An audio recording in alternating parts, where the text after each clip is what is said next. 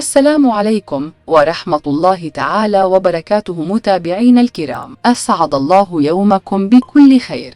إذن وبعد مشيئة الله تعالى تشير توقعات النماذج العالمية على عودة الأمطار الغزيرة محليا وبكميات معتبرة، خاصة بعد صبيحة يوم الجمعة بإذن الله تعالى.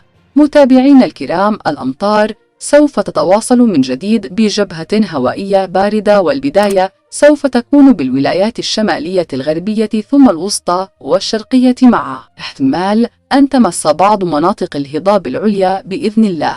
متابعينا الكرام، بالنسبة للولايات المعنية بالأمطار الرعدية ليوم الجمعة بكميات ما بين 5 إلى 10 ملم تحت تأثير الرياح، وهي كل من أشلف، بجاية، البليدة، البويرة، تلمسان، تيارت، تيزيوزو، العاصمة، الجلفة، جيجل، سطيف، سعيدة، سكيكدة، سيدي بالعباس، قالمة، قسنطينة، المدية، مستغانم، معسكر، وهران، برج بوعريريج، بومرداس، تسمسيلت، سوق أهراس، تيبازة، ميلا، عين الدفلة، عين تيموشنت، غليزان.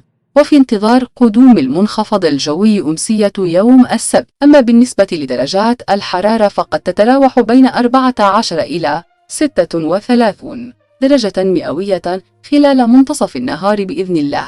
وبالنسبة لحالة البحر سيكون من هادئ إلى مضطرب على السواحل الغربية، ومن هادئ إلى قليل الاضطراب على السواحل الشرقية والوسطى. وسنوافيكم بآخر التفاصيل في قادم الفيديوهات عن المنخفض القادم بإذن الله، والله أعلم بصواب التوقعات. شكرا لمتابعتكم.